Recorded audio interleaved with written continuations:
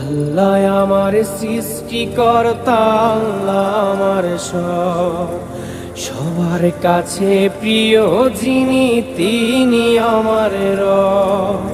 দুনিয়া করব সবাই আল্লাহর ইবাদত, দুনিয়া করব সবাই আল্লাহর ইবাদত।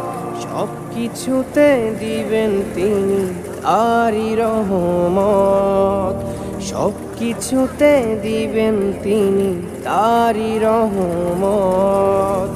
আল্লাহ আমার সৃষ্টিকর্তা, আল্লাহ আমার সবার কাছে প্রিয় যিনি, তিনি আমার রব।